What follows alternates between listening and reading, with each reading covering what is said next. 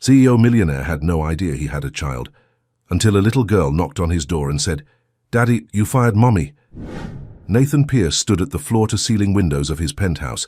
Manhattan sprawled before him like a glittering kingdom. At 35, he had everything money could buy.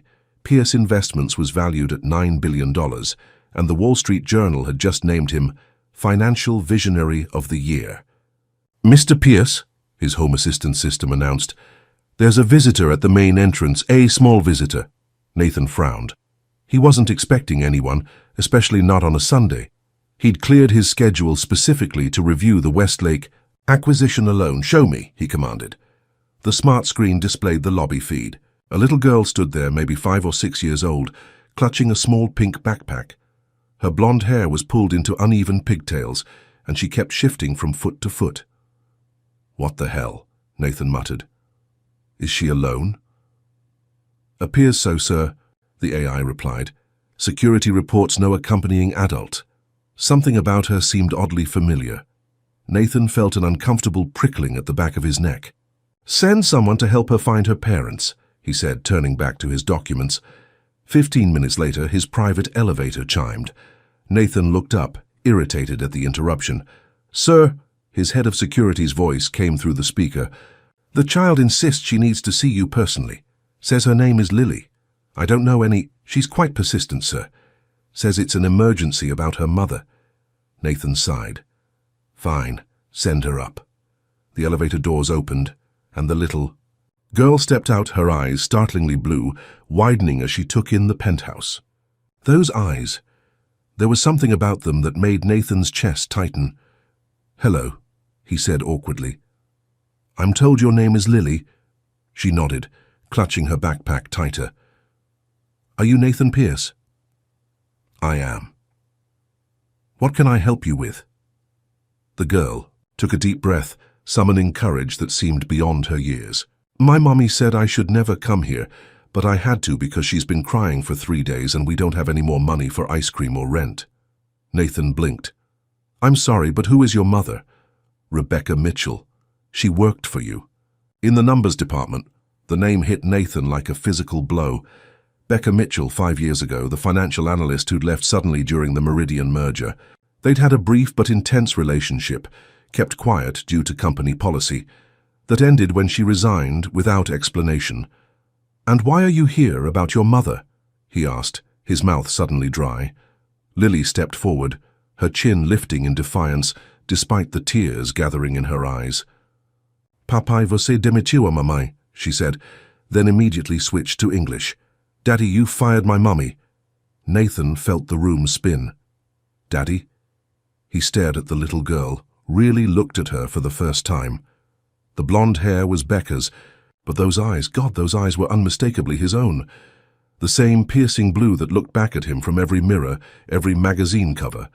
That's not possible," he whispered. But even as the words left his mouth, he was counting back. 6 years old, 9 months. The timing aligned perfectly with their relationship. Lily pulled a photograph from her backpack and thrust it toward him. Nathan took it with trembling hands. A hospital picture of Becca holding a newborn. "Mommy said I should never bother you," Lily continued, her voice small but determined. "But you fired her last week, and now she can't stop crying. And I heard her tell Aunt Sarah we might have to move away forever." Nathan couldn't breathe. A daughter. He had a daughter. "How did you find me?" he managed to ask. "Everybody knows where you live," she said with a child's simple logic. "Your picture is on a big sign right outside." As Nathan stared into those familiar blue eyes, his eyes, the carefully constructed walls of his perfect life began to crumble. "I need to call your mother," Nathan said, his voice unsteady as he reached for his phone. Lily shook her head vigorously. "You can't. She doesn't know I'm here. I took the subway by myself." "You what?" Nathan stared at the child in disbelief. "How did you? You're 6 years old." 6.5, Lily corrected, with the seriousness only children can muster. "And I'm smart. Mommy says I'm too smart sometimes." That Nathan could believe. He'd need to have a serious conversation with Becca about child supervision. But first, why did you come here, Lily? What exactly happened with your mum's job? Little girl's shoulders slumped. Last week these men came to Mommy's work. They had papers from Pierce Investments. She came home crying and said she'd been laid off. She told Aunt Sarah it was because of budget cuts. Lily looked up with accusing eyes. Your budget cuts? Nathan's mind raced. The Westlake acquisition had indeed required some departmental restructuring, but he'd left those details to his HR team. He hadn't personally reviewed the list of affected employees. Where is your mother now? He asked. At home. She thinks I'm at my friend Zoe's apartment. Nathan ran a hand through his hair, trying to process everything. A daughter he never knew existed, and apparently he'd inadvertently fired her mother. We need to call her right away. She must be worried sick. Lily's eyes widened with fear. She'll be so mad at me. I'm sure she'll just be relieved. You're safe. Nathan tried to sound reassuring despite his own shock. What's your address? 520 West 48th Street, apartment 3B, Lily recited. Nathan recognized the neighborhood. Not the worst in the city, but certainly not affluent. A far cry from Becca's former Upper East Side apartment. How much had her life changed since she left? His company, since she'd had his child? His child, the thought hit him anew. Lily, why didn't your mother ever tell me about you? The question slipped out before he could stop himself. The little girl looked down at her scuffed sneakers. She said you were too busy with important things, that you wouldn't want to be bothered with us. Each word felt like a knife. Is that really what Becca thought of him? That he was so callous he wouldn't want to know his own daughter? As Nathan dialed Becca's number from the contact information Lily provided, his hands trembled. What would he even say? Hello. I just discovered. I'm a father? The phone rang 5 times before a breathless voice answered. Hello? After 6 years, her voice still affected him. Memories flooded back. Her laugh during late nights at the office, the way she challenged his investment strategies, the stolen kisses in the elevator. Becca, he said, it's Nathan Pierce. Silence, then. How did you get this number? Your daughter is standing in my living room. More silence, then a sharp intake of breath. Oh my God. Is Lily with you? Is she okay? She's fine. Apparently, she took the subway here by herself. To tell me I fired you. Nathan heard what sounded like keys jangling. I'll be there in 20 minutes, please don't. Her voice broke. Just keep her safe until I get there. The line went dead. Nathan looked at Lily, who was now exploring his penthouse with curious eyes. Your mom's on her way, he said. Lily nodded, then pointed to a photograph on his shelf. Is that your mommy and daddy? Yes, Nathan replied, thrown by the sudden change of subject. Where are they now? They died when I was in college. Lily's eyes grew wide. You don't have any parents? That's really sad. For the first time in years, Nathan felt the old grief surface. Yes, he agreed quietly. It is. He watched as this small person, his daughter, examined the relics of his life with innocent curiosity, completely unaware that her presence had just changed everything forever.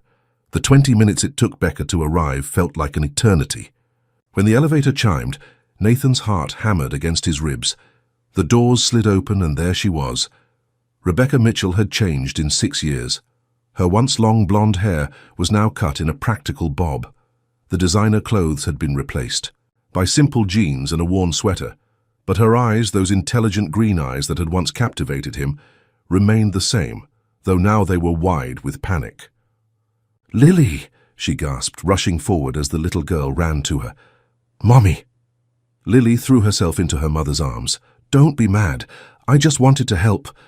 Becca clutched her daughter tight, relief washing over her face before hardening as she looked up at Nathan. What were you thinking, bringing her up here? She demanded. Me? Nathan felt a surge of indignation. I didn't bring her anywhere. She showed up in my lobby claiming to be my daughter. A daughter, I might add, that I knew nothing about until 40 minutes ago. Their eyes locked in a silent standoff, 6 years of unspoken words hanging between them. We should go, Becca said finally, standing with Lily's hand firmly in hers. No, Nathan's voice was calm but resolute. I think we need to talk. There's nothing to discuss. Nothing to... Nathan stopped himself, conscious of Lily watching them with wide eyes. He lowered his voice. Becca, you kept my child a secret for 6 years. You don't think that warrants a conversation? Something flashed in Becca's eyes. Fear. Guilt. She knelt down to Lily's level. Sweetie, can you go sit on that couch over there? I need to talk to Mr. Pierce for a minute.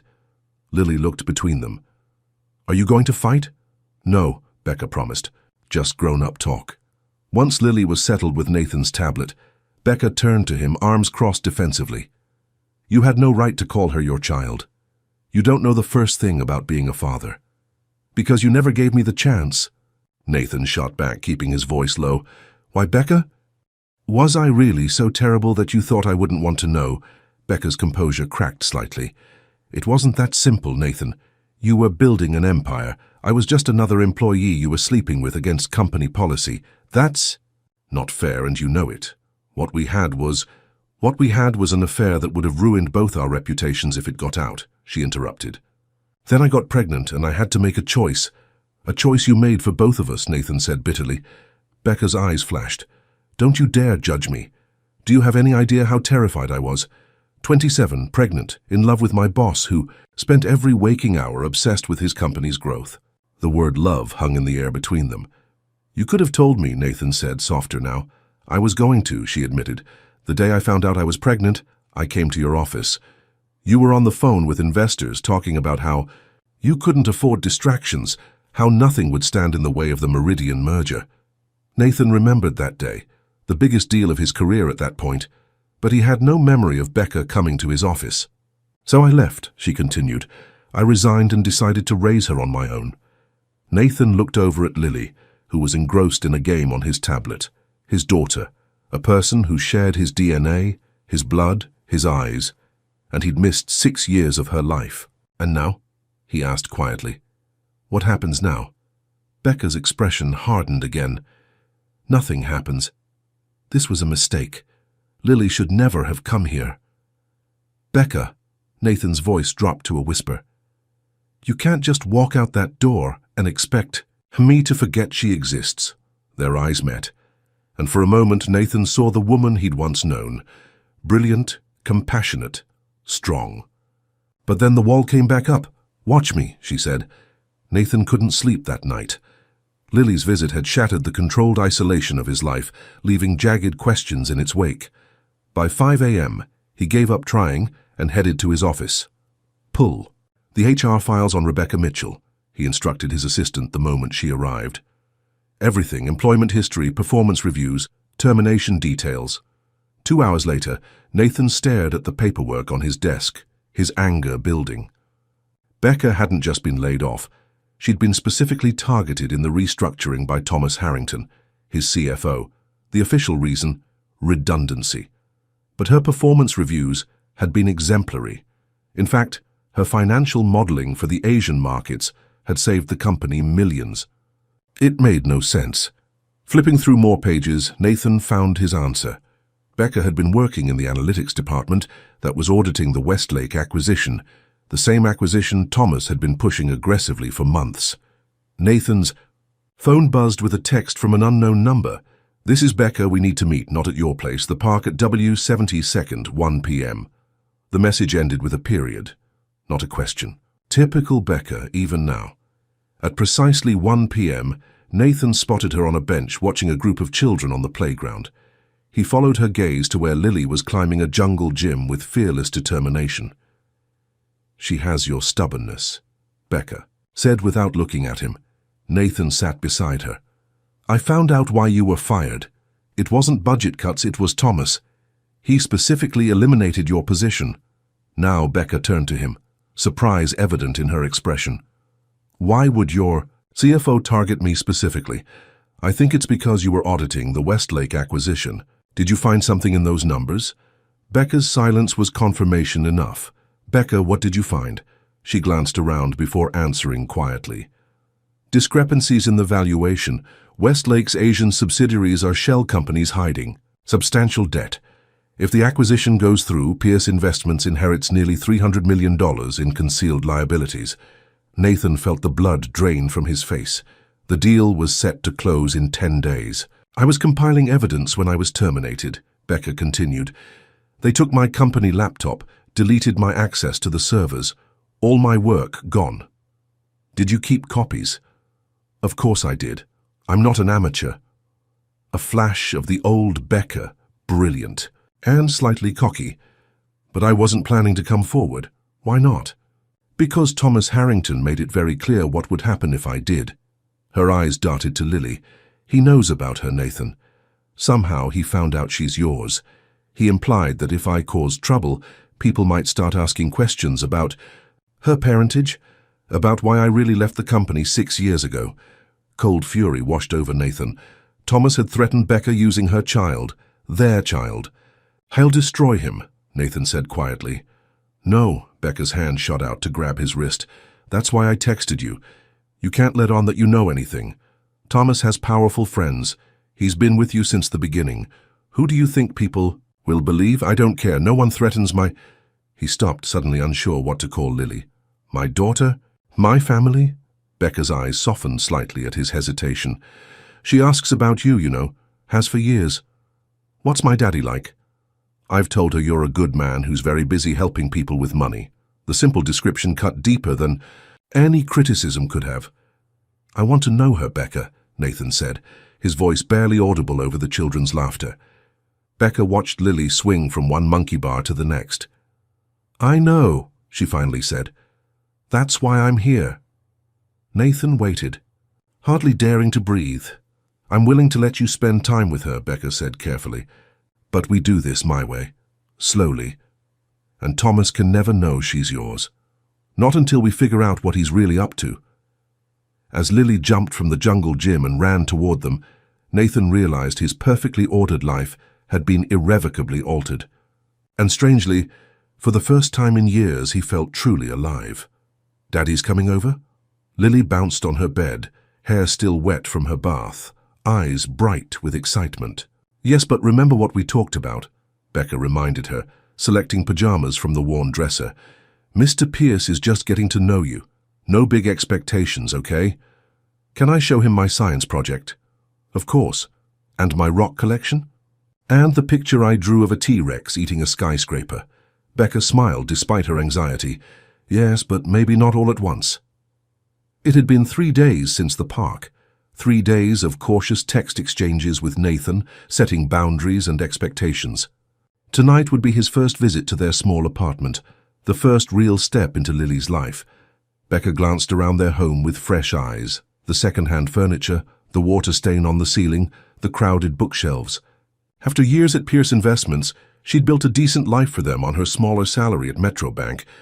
But it was nothing like Nathan's penthouse. The doorbell rang precisely at 7 p.m. He's here! Lily raced to the door before Becca could stop. Nathan stood in the hallway, looking strangely out of place in casual clothes. Dark jeans and a simple blue sweater that matched his eyes that immediately sought out Lily's identical ones. Hi, he said, awkwardly shifting the packages under his arm. Did you bring presents? Lily asked, straight to the point. Lily, Becca admonished. That's not polite. Nathan smiled. It's okay. And yes, I did bring something. May I come in? Their apartment felt even smaller with Nathan in it. He moved carefully, as if afraid to disturb the delicate ecosystem of their lives. Can I offer you something to drink? Becca asked formally. Coffee, tea, water? Water is fine, thanks. An uncomfortable silence settled between the adults, broken only by Lily's excited chatter as she pulled Nathan to see her bedroom. Look, these are all my books. I can read chapter books already. And this is Sammy, my stuffed koala, and these are my favorite rocks. This one's quartz, this one's fool's gold, and this one's just pretty. Nathan listened with genuine interest, asking questions and examining each treasure as if it were a priceless artifact. Watching them, Becca felt an unexpected twist in her heart. Nathan Pierce, billionaire workaholic, sitting cross-legged on a unicorn rug, discussing the merits of different rocks with complete seriousness. Later, after Lily had proudly shown off, her entire world and finally settled on the couch, Nathan presented his gift, a beginner's telescope. I thought maybe we could look at the stars sometime, he said, uncertainty in his voice. If that's okay with your mom. Lily threw her arms around his neck, and Becca saw Nathan freeze for a moment, before carefully returning the hug, his expression a mixture of wonder and terror. After they'd set up the telescope by the window and Lily had excitedly identified 3 constellations, Becca announced bedtime. "Can Daddy read me a story?" Lily asked. The word Daddy hung in the air. Nathan looked to Becca, clearly unsure how to respond. "If he'd like to," Becca said carefully. Nathan nodded, his voice thick. "I'd like that very much." As Lily led Nathan to her bedroom, Becca stayed behind, emotions churning. Seeing them together made everything more complicated, more real. This wasn't just about a corporate scandal anymore. It was about Lily's future, her identity, the father she'd always wondered. About when Nathan emerged 15 minutes later, his expression was transformed. "She's incredible," he said quietly. "So smart, so curious. She asked me if stars have birthdays." Becca smiled despite herself. "What did you tell her?" "That stars are born when cosmic dust comes together. So yes, they do have birthdays." Very, very long ones. They settled at the small kitchen table, the sleeping child a powerful presence between them. "Becca," Nathan said, his voice serious, "I've been investigating Thomas. There's more going on than just the Westlake deal. He's been siphoning company funds for years, small amounts disguised as consulting fees to a company called Artemis Global." "A shell corporation?" Nathan nodded.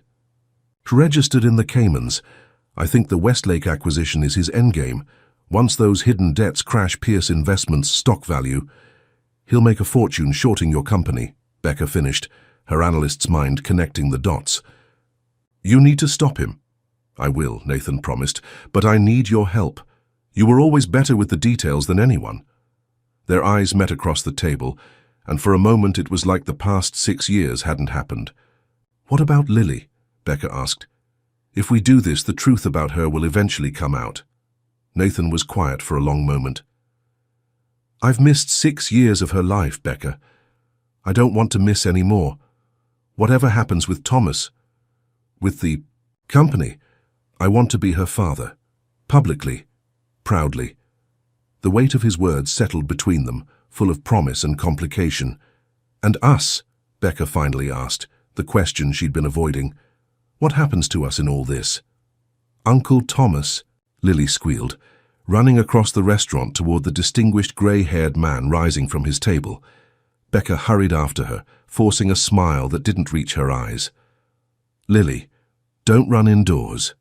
Thomas Harrington bent down to Lily's level, with practiced charm. "There's my favorite little genius. Did you bring me a new rock for my collection?" Lily proudly produced a small stone from her pocket. "It's granite with sparkly bits." "Magnificent," Thomas exclaimed, pocketing the rock.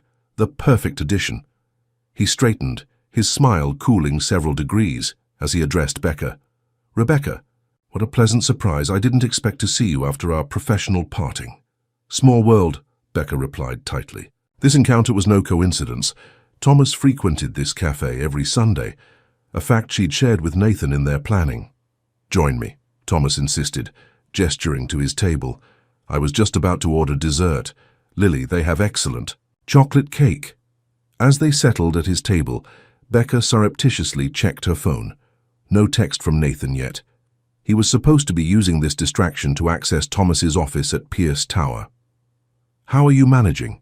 Thomas asked with concerned condescension. "I heard Metrobank's analytics department isn't quite as prestigious as what you're used to." "We're doing fine," Becca replied coolly. "You know," Thomas leaned forward, lowering his voice, "I've always felt terrible about how things ended at Pierce. Such an unfortunate necessity during restructuring." The waiter arrived with Thomas's coffee and took their dessert order. As he left, Thomas's phone buzzed. He frowned at the screen. "Trouble?" Becca asked innocently. "Nothing important." He pocketed the phone but looked suddenly distracted. "You know, Rebecca, I've been thinking, there might be a position opening up in one of my private ventures, something more suited to your talents." "Really?" Becca raised an eyebrow. "What kind of venture?" "Investment management, very exclusive client list." Thomas stirred his coffee. "The compensation would be substantial, enough to perhaps move little Lily to a better neighborhood, better schools." Becca understood the real message, a bribe for her silence. "That's very generous," she said carefully. "Why the sudden interest in my career?" Thomas's smile didn't reach his eyes. "Let's just say I've always admired your analytical skills and your discretion." Lily, bored with the adult conversation, had wandered to the nearby fish tank. Becca kept her in peripheral vision while maintaining eye contact with Thomas. "My discretion?" she asked. "Absolutely. You've always been prudent about certain personal matters." His gaze flicked meaningfully toward Lily. "I value that quality. Some things are better kept private, don't you agree?" A chill ran down Becca's spine. The threat was clear. "You know," Thomas continued, "Lily is such a remarkable child. Those eyes of hers are quite distinctive. They remind me of someone." Becca's phone vibrated. Nathan's text, "Got what we need, get out now." "Lily, sweetie," Becca called, standing abruptly. "We need to go." Thomas caught her wrist, his grip surprisingly strong. "Don't be hasty, Rebecca. We haven't even had our cake." Another time, Becca pulled free.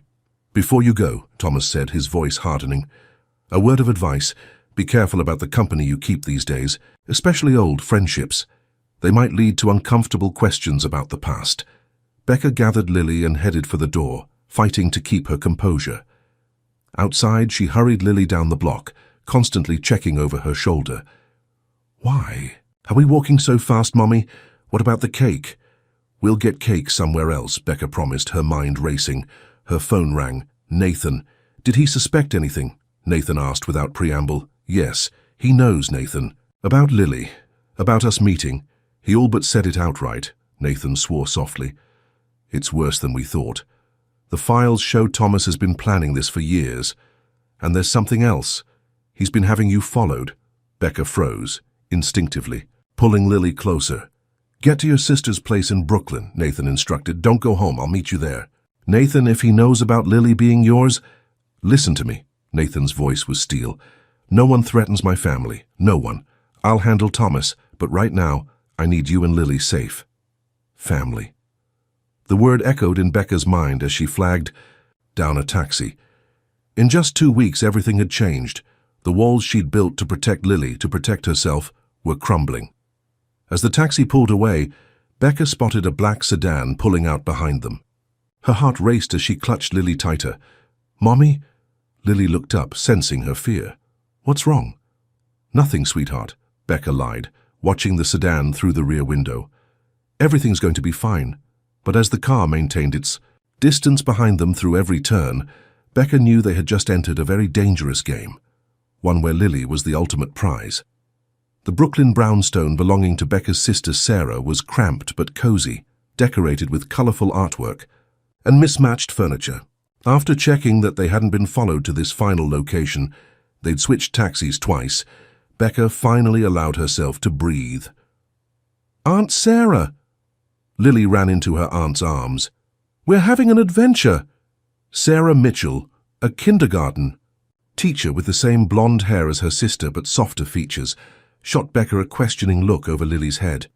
"Why don't you go check out the new puzzle I got?" Sarah suggested to Lily, pointing toward the living room. Once the child was out of earshot, she turned to Becca. "What's going on? Your text said it was an emergency." "It is," Becca admitted. "I can't explain everything right now, but we needed somewhere safe to stay." Sarah's eyes widened. "Safe? Becca, are you in some kind of trouble?" Before Becca could answer, there was a sharp knock at the door. Both women tensed. "Are you expecting someone?" Becca whispered.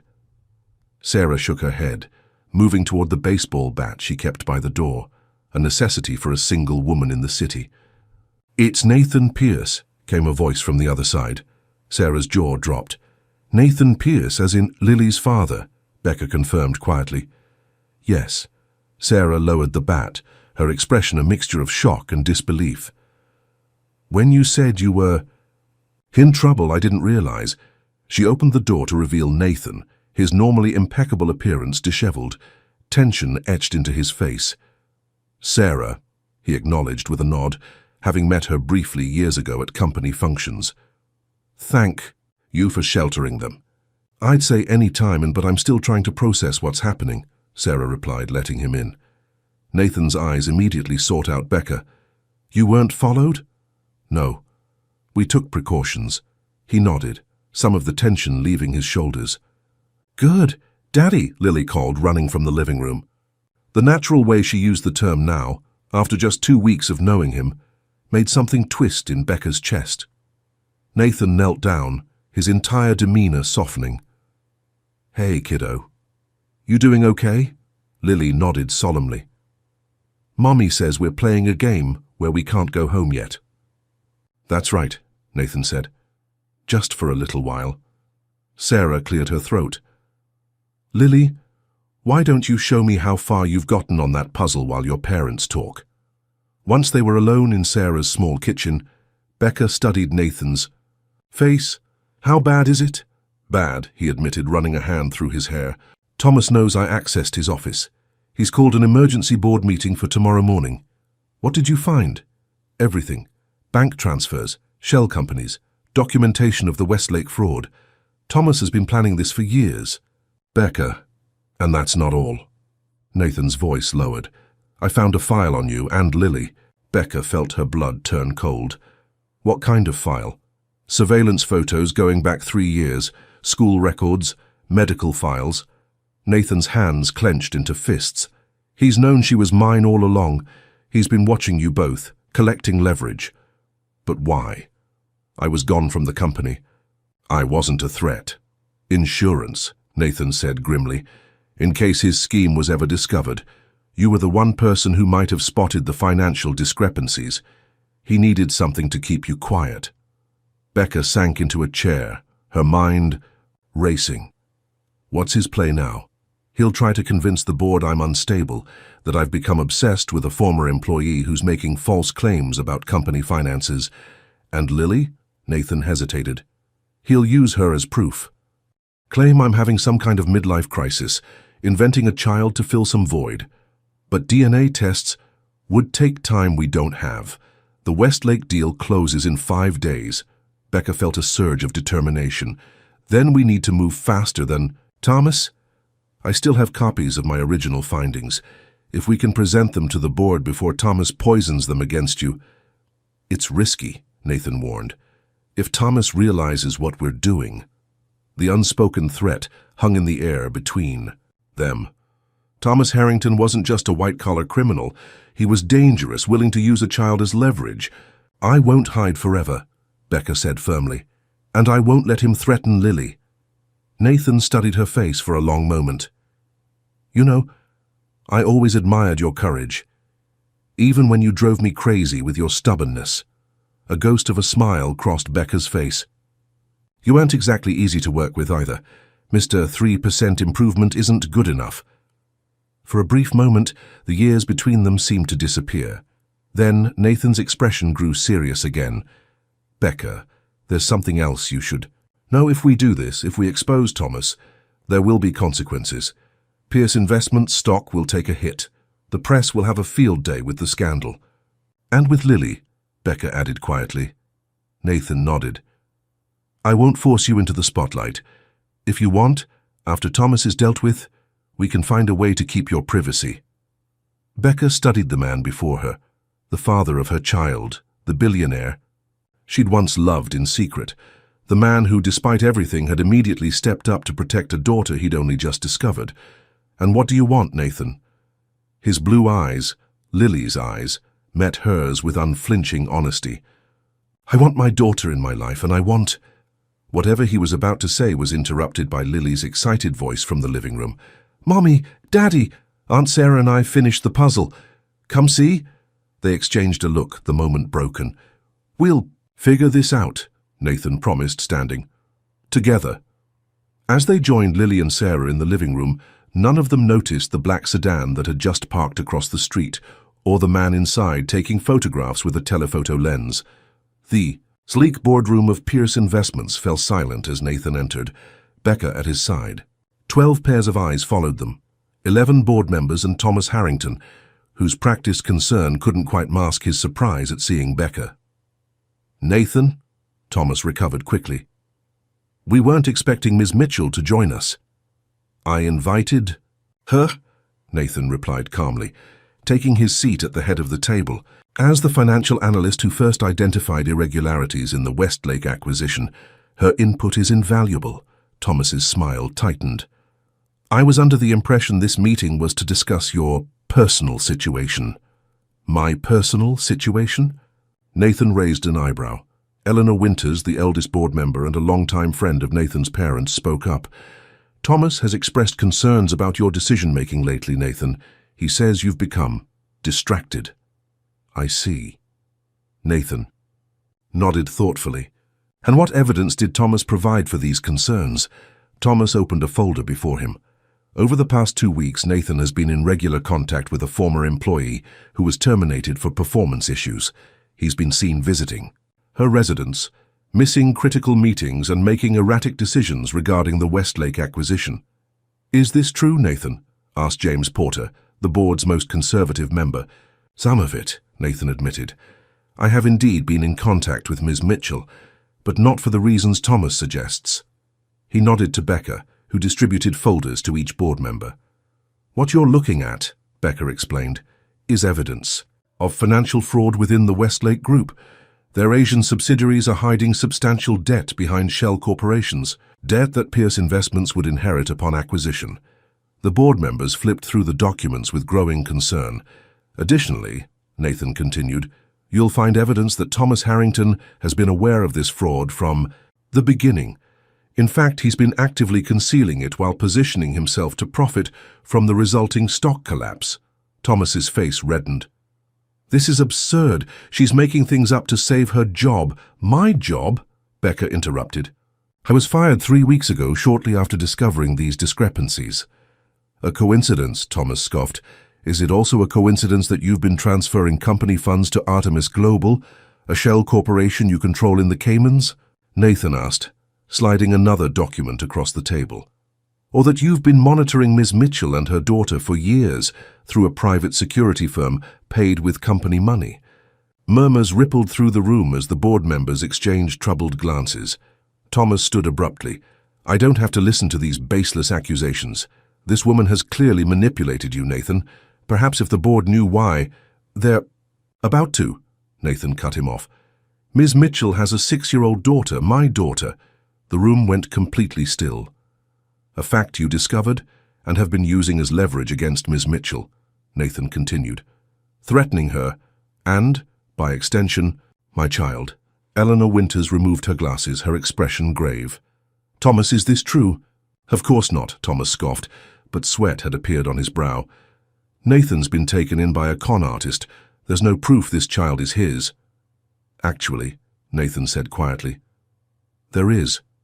He nodded to his assistant, who opened the boardroom door. Sarah entered, holding Lily's hand. The resemblance was unmistakable. The same piercing blue eyes, the same determined set of the jaw. Several board members gasped audibly. This is Lily, Nathan said, his voice softening. My daughter. Lily looked around the imposing room with curious eyes, not intimidated in the slightest. Are these all your friends, Daddy? A smile tugged at Nathan's lips. Some of them. Thomas looked from Lily to Nathan, his face draining of color. This proves nothing. A convenient child with blue eyes. DNA tests are already in process, Nathan interrupted. But I don't think anyone in this room has any doubts. Eleanor Winters stood slowly, her gaze fixed on Thomas. I believe we've heard enough. Security will escort Mr. Harrington from the building while we contact the authorities. You can't do this, Thomas's composure finally cracked. I built this company with you, Nathan. Everything I did was for Pierce Investments. No, Nathan said quietly. Everything you did was for yourself, and you were willing to use my daughter to do it. As security led a protesting Thomas away, Nathan turned to find Becca kneeling beside Lily, whispering reassurances to the confused child. The board members filed out discreetly, leaving the three of them alone in the vast boardroom. Did I do good, Mommy? Lily asked. You did perfect, sweetheart, Becca assured her, just by being you. Nathan knelt down beside them, forming a small circle. I'm sorry you had to be here for this, Lily, but you helped stop a bad man from doing bad things. Lily considered this seriously. Like a superhero? Nathan smiled. Exactly like a superhero. As Lily beamed with pride, Nathan's eyes met Becca's over their daughter's head. The victory felt hollow compared to what still lay ahead, explaining to Lily who she really was, navigating their new family dynamic, facing the inevitable media storm. But for now, in this moment, they were simply three people connected by bonds stronger than fraud, deception, or 6 years of separation could sever. Pierce Air revealed, billionaire's secret daughter uncovered during corporate fraud investigation. The headline screamed from every newsstand in Manhattan.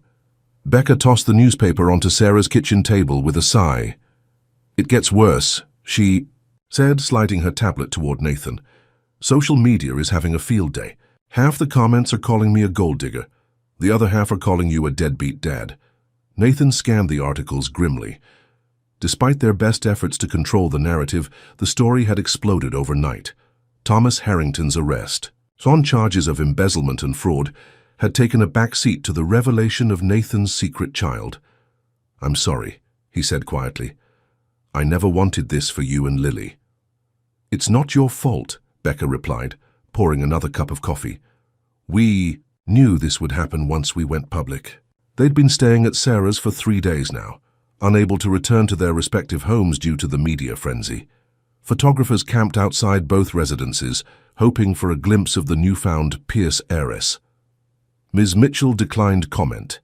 Read another headline. Sources close to Pierce claim he was shocked by child's existence. Nathan's jaw tightened. "These sources need to shut up. I've already issued a statement confirming I'm Lily's father and that I fully support both of you." "Which only fueled speculation about why I kept her a secret," Becca pointed out. "The narrative is pretty clear. Ambitious employee traps, billionaire boss, then hides child until convenient moment for financial gain. No one who knows you would believe that." "The public doesn't know me, Nathan. They know you. America's most eligible billionaire bachelor suddenly saddled with a ready-made family." Before Nathan could respond, Sarah entered with Lily in tow, back from their early morning trip to the corner store, disguised in matching baseball caps and sunglasses. "We got donuts," Lily announced triumphantly, oblivious to the tension. "And I saw my picture in the store. Why am I in the newspapers, Daddy?" Nathan exchanged a glance with Becca. They'd done their best to shield Lily from the media circus. But they couldn't protect her forever. "Well," Nathan began carefully, "sometimes when people find out something interesting, they like to tell everyone about it." "And you being my daddy is interesting?" Lily asked, climbing onto his lap with a familiarity that still amazed him. "To some people, yes." Lily considered this. "Is that why those people were taking pictures outside school yesterday?" Becca stiffened. "What people?" "The ones with the big cameras. Miss Thompson made them go away." Another look passed between the adults. Lily's private school had promised increased security, but evidently some photographers had gotten too close. "Lily," Becca said gently, "how would you feel about taking a little vacation?" "A vacation?" Lily perked up. "Where?" "I have a house in Connecticut," Nathan offered. "Private property, gated entrance. The press wouldn't be able to get near it." "With a swimming pool?" Lily asked eagerly. Nathan smiled. "Two, actually, one inside and one outside." "Can we go, Mommy, please?" Becca hesitated. Retreating to Nathan's estate would certainly provide privacy, but it also meant fully entering his world, something she'd deliberately avoided for 6 years. "I don't know, Lily. My job? I've already spoken with your supervisor at Metrobank." Nathan interrupted. "Given the circumstances, they've approved a paid leave of absence." Becca raised an eyebrow. "You called my boss?" "I was trying to help," Nathan said defensively, "by making decisions for me." "Again?" Sarah cleared her throat pointedly, nodding toward Lily, who was watching them with wide eyes. "Let's discuss this later," Becca conceded. "I need to check in at the office anyway," Nathan said, standing. "The Westlake fallout needs managing, and we're announcing a new CFO this afternoon." "Can I come with you, Daddy?" Lily asked. The request caught both parents by surprise. "To my office?" Nathan clarified. Lily nodded enthusiastically. "I want to see where you work. Do you have a big desk? Do people bring you coffee? Can I sit in your spinny chair?" Nathan looked to Becca, clearly torn between wanting to grant his daughter's wish and respecting her mother's boundaries. Becca sighed, recognizing the inevitable. Lily was curious about her father's world, and Nathan was eager to share it with her. Fighting this natural progression would only make things harder. 1 hour, she conceded, and only in your private office, not parading around the building. Nathan's face lit up almost as brightly as Lily's. I'll have security clear a private entrance. No press, I promise. As Nathan helped Lily put on her shoes, his phone chimed. With a text, he frowned at the screen. What is it? Becca asked. The board, he replied quietly. They've called an emergency meeting for tomorrow. Apparently, some of the members have concerns about the company's future leadership in light of recent events. They can't seriously be questioning your position? Pierce. Investment stock dropped 12 points yesterday. Some shareholders are panicking. The weight of reality settled back onto Becca's shoulders.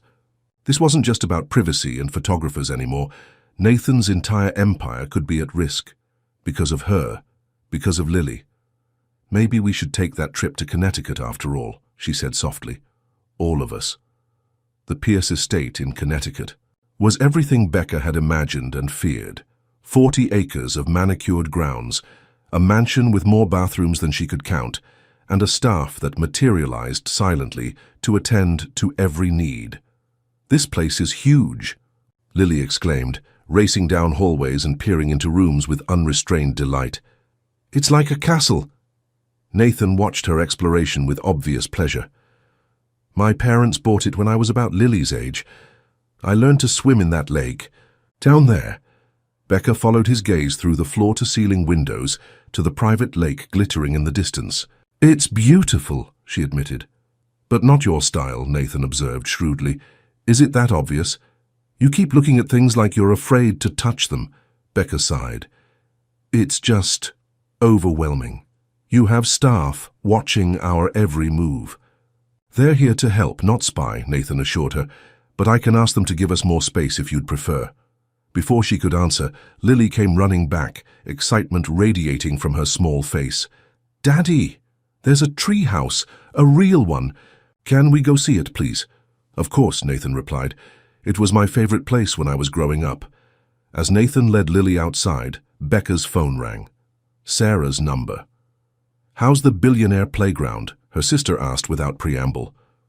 Intimidating, Becca admitted. I feel like I'm in a museum where I might break something priceless. That bad, huh? Listen, I just saw something you should know about. Thomas Harrington made bail this morning. Becca's blood ran cold. How? I thought the evidence against him was overwhelming. It is, but apparently he has connections. And Becca. He gave an interview on his way out of the courthouse. What did he say? That you and Nathan conspired to frame him because of your illegitimate relationship. He implied you've been blackmailing Nathan with Lily for years. Becca closed her eyes, fighting a wave of nausea. The DNA results aren't even back yet. I know, but the damage is being done. People love a scandal, and Thomas is giving them exactly what they want. The scorned employee, the billionaire's love child, corporate corruption. Through the window, Becca could see Nathan lifting Lily onto his shoulders to reach the treehouse ladder. The simple joy on both their faces seemed a world away from the ugliness Sarah was describing. There's something else, Sarah continued, hesitantly. Thomas mentioned a name, James Holloway. Becca froze. What about him? He said you should ask Nathan about him, that there's more to the story than Nathan's letting on. After ending the call, Becca sat motionless, her mind racing. James Holloway, a name she hadn't heard in years, hadn't wanted to hear. When Nathan and Lily returned, flushed and laughing from their outdoor adventure, Becca was waiting in the study, her expression grave. Lily, why don't you go ask Ms. Rivera for some hot chocolate, she suggested, referring to the housekeeper who had taken an immediate liking to the child. Once Lily was out of earshot, Becca turned to Nathan. Thomas made bail. Nathan's expression darkened. I heard my lawyers are already working on it. He mentioned James Holloway. The color drained from Nathan's face. For a moment, he looked as though he might deny knowing the name, but then his shoulders sagged. How much do you know? He asked quietly. I know he was your roommate at Princeton, Becca replied. I know he worked for Pierce Investments in the early days, and I know he disappeared from the company right before I was hired. Nathan moved to the bar cart in the corner, pouring himself a drink with hands that weren't quite steady. Did Thomas say anything else? Just that I should ask you about him, that there's more to the story. Becca studied Nathan's face carefully. Is there? Nathan took a long swallow of his drink before answering. James was more than my roommate. He was my best friend. We started the company together right out of college. What happened to him? He wanted to take the company in a different direction. More aggressive investments, higher risk. We had a falling out. And? Nathan's eyes met hers, filled with a pain that surprised her. And I forced him out. Used a clause in our partnership, agreement to buy his shares at a fraction of their worth. That doesn't sound like you, Becca said softly. Doesn't it? Nathan's laugh was bitter. I was 26 and power-hungry. James threatened my vision for Pierce Investments, so I eliminated the threat. The parallel to Thomas was uncomfortably clear. What happened to James after that? Becca asked. He tried to start over. New company, new investors. But Nathan's voice faltered. I made sure no one would back him, called in favors, spread rumors about his reliability. He lost everything. His savings, his reputation, eventually his family. Becca felt a chill. This was a side of Nathan she'd never seen, never imagined existed. 3 years ago, he died, Nathan continued quietly. Suicide. Left a note naming me as the reason. The silence that followed was deafening. Why is Thomas bringing this up now? Becca finally asked. Because James Holloway wasn't just my former partner, Nathan said, his eyes meeting hers with painful honesty. He was Thomas's brother-in-law. The revelation hit Becca like a physical blow. Thomas blames you for his death. Nathan nodded. This was never just about money. Thomas has been planning his revenge for years. The financial fraud using Lily as leverage, it was all designed to destroy me the same way he believes I destroyed James. And now he's out on bail, Becca whispered, with nothing left to lose, Nathan added grimly. As if on cue, Nathan's phone rang. His security chief's voice was audible even from where Becca stood. Sir, we have a breach at the northeast perimeter. Multiple intruders. Nathan's eyes locked with Becca's, a single thought passing between them. Lily, they said in unison. Lock down the house, Nathan ordered into his phone as they raced through the mansion. All security personnel on high alert. No one gets near my daughter. Becca's heart pounded in her chest as they rounded the corner to the kitchen where they'd left Lily. Relief flooded through her when she saw the little girl perched on a stool, happily sipping hot chocolate while Ms. Rivera washed dishes nearby. Mommy! Daddy! Lily beamed. Ms. Rivera made me marshmallows too. Change of plans, sweetheart, Becca said, forcing a calm she didn't feel. We're going to play a game. Lily's eyes lit up. What kind of game? Hide and seek, Nathan said, nodding to Ms. Rivera, who immediately understood the severity of the situation. A special version. The housekeeper quietly slipped out, presumably to alert the rest of the staff. Is this about the bad men? Lily asked, surprising both adults. What bad men? Becca asked carefully. I saw them from the treehouse. They were in the trees by the fence. Daddy said not to worry, that the security men would handle it. Nathan paled. You saw them earlier. Why didn't you say anything? You said not to worry, Lily replied simply. And then we were having so much fun, I forgot. Nathan and Becca exchanged alarmed glances. If Thomas's men had been watching the property hours ago, this wasn't a spontaneous attack. It was a calculated plan. Nathan's security chief appeared in the doorway, his expression grim. Sir, we've detected unauthorized access to the security system. Someone's been intercepting our camera feeds. They've been watching us, Becca realized, a chill running down her spine. The safe room, Nathan decided, lifting Lily into his arms. Now, they hurried through the mansion, Nathan leading the way to what appeared to be a normal bookshelf in his study. With a press of a hidden button, the shelf slid aside to reveal a reinforced metal door. Cool, Lily exclaimed, clearly still thinking. This was all an elaborate game. Inside was a windowless room equipped with monitors, communications equipment, a bathroom, and enough supplies to last days. "Stay here," Nathan instructed, setting Lily down. "I need to coordinate with security." "No." Becca grabbed his arm. "We stay together." "Becca, I can't protect you if—" "This isn't about protection," she interrupted fiercely. "This is about Thomas. He knows you, Nathan. He's studied you for years. He knows you'll try to play the hero." Nathan's jaw tightened. "What would you have me do? Hide while my security team faces armed intruders?" "Yes," Becca said simply, "because Lily needs her father, the father she just found." The mention of Lily seemed to deflate Nathan's resistance. He glanced at their daughter, who was exploring the safe room with curious eyes, still blissfully unaware of the danger. "Okay," he conceded, "we stay together." Nathan activated the communications system, speaking rapidly with his security team. The news wasn't good. At least 6 intruders had breached the grounds, well-armed and clearly professional. "They've cut the landlines," the security chief reported. "Cell jammers are active too. We're isolated." "What about the panic button?" Nathan asked. "It should have alerted the police automatically." "No confirmation of response, sir. We have to assume it's been compromised as well." Becca sank into a chair, the reality of their situation settling in. Thomas had planned this meticulously, isolating them before attacking. How did he organize this so quickly after making bail? She wondered aloud. "He didn't," Nathan replied grimly. "This was already in motion. Thomas making bail wasn't luck. It was part of the plan. He needed to be out to give the final go-ahead." On the security monitors, they watched as Nathan's security team engaged with the intruders, exchanging gunfire across the manicured grounds. Despite being outnumbered, the trained professionals were holding their own. "Daddy, are those fireworks?" Lily asked, pointing to the muzzle flashes visible on one of the screens. Nathan pulled her away from the monitors. "No, sweetheart. Just part of the game." "Hey, why don't you show me that new book Aunt Sarah gave you?" As Nathan distracted Lily, Becca noticed something on one of the monitors, a figure moving separately from the main group of attackers, approaching the house from a different angle. While the security team was focused on the frontal assault, this lone figure had reached the east wing undetected.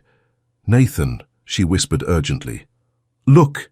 Nathan followed her gaze, his face hardening as he recognized the figure. Thomas. On the screen, Thomas moved with purpose, clearly familiar with the layout of the estate. He was heading directly toward the study, toward the safe room. "He knows where we are," Becca realized with horror. Nathan's expression grew even more grim. "The safe room was installed when James and I were still partners. He knew about it." And he told Thomas. The implications were clear. Their supposedly secure hiding place was compromised. It was only a matter of time before Thomas reached them. "We need to move," Nathan decided, gathering Lily. "There's a secondary exit, leads to the garage. If we can reach one of the vehicles," Becca nodded, her mind racing. "What about your security team? Can they help?" "They're pinned down by the main assault. We're on our own." Nathan opened a cabinet, removing a handgun. Becca's eyes widened. "Nathan, I won't let him hurt either of you," Nathan said quietly, checking the weapon before tucking it into his waistband. Lily, sensing the change in mood, looked between her parents with growing concern. "Mommy, is this still a game?" Becca knelt down, taking Lily's small hands in hers. "It's a very important game, sweetheart. We need to be extra quiet and do exactly what Daddy says. Can you do that?" Lily nodded solemnly.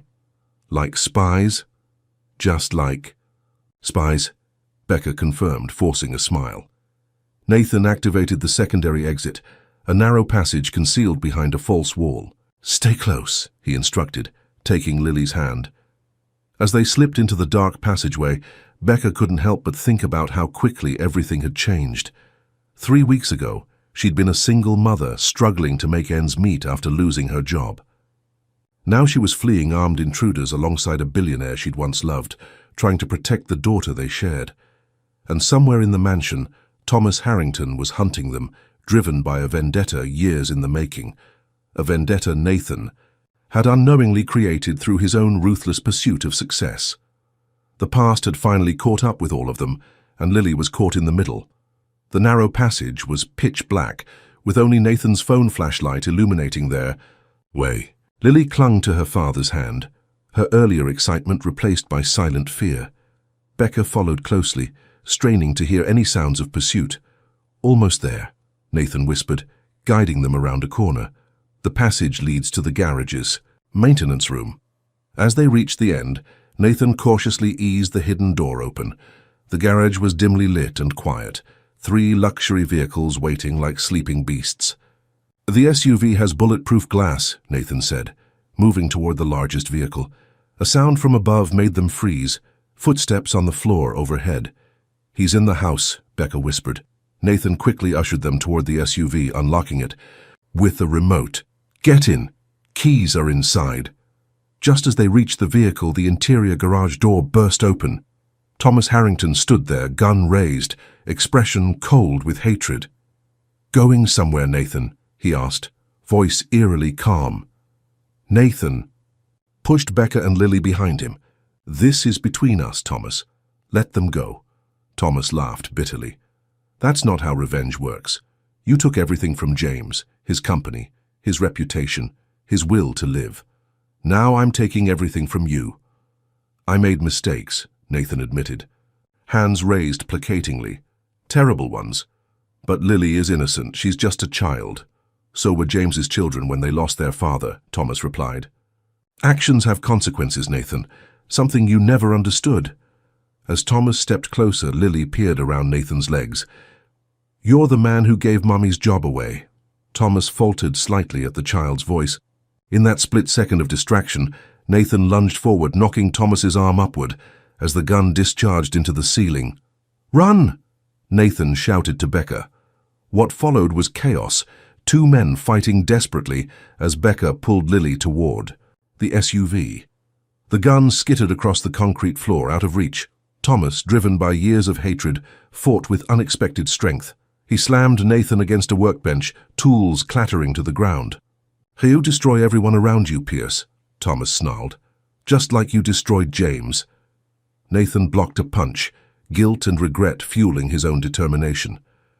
"I've spent years trying to atone for what I did to James." "Atone?"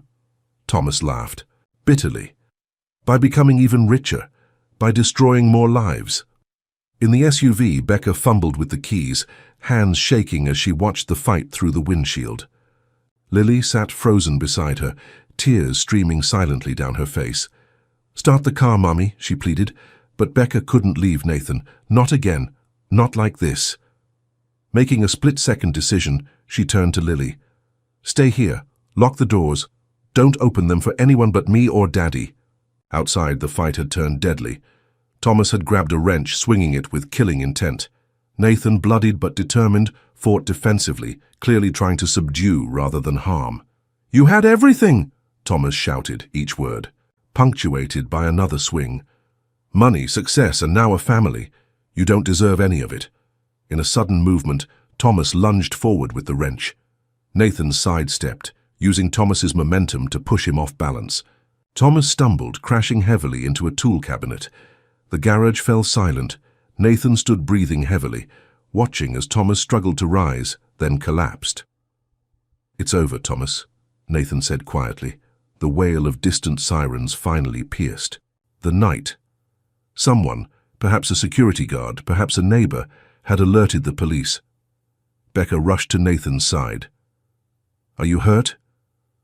"I'll live," he said, wincing at a gash on his arm. "Lily?" "In the car.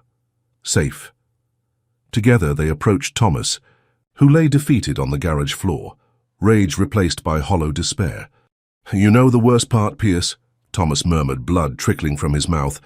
"James would have forgiven you. That's who he was, the better man." Nathan knelt beside his fallen enemy. "You're right. He was better than both of us." As police and paramedics flooded the property, Lily ran to her parents, throwing herself into their embrace. For a moment, the 3 of them clung together, the simple miracle of survival overwhelming all else. Later, as dawn broke over the estate, Nathan found Becca on the terrace, watching Lily sleep through the open bedroom door. The police said Thomas will survive, he told her. He'll face kidnapping charges on top of everything else. Becca nodded silently. I need to tell you something, Nathan continued. After James died, I established a foundation in his name. Half the company's charitable work goes toward mental health support for entrepreneurs and displaced executives. Trying to atone, Becca said softly. Failing, Nathan admitted, until Lily showed up at my door. Their eyes met. 6 years of separation dissolving in shared understanding. I can't change who I was, Nathan said, but I can be better for her. For you, if you'll let me. Becca studied the man before her, not the ruthless billionaire or the polished executive, but the father who had fought for his child, the man facing his darkest mistakes. It won't be easy, she warned. Nothing worth having ever is. As the sun rose higher, casting golden light across the battered estate, Lily stirred in her sleep. 2 people who had once lost each other watched over the miracle they had created. Together, a new beginning born from the ashes of the past. A second chance neither had expected, but both now embraced with open hearts.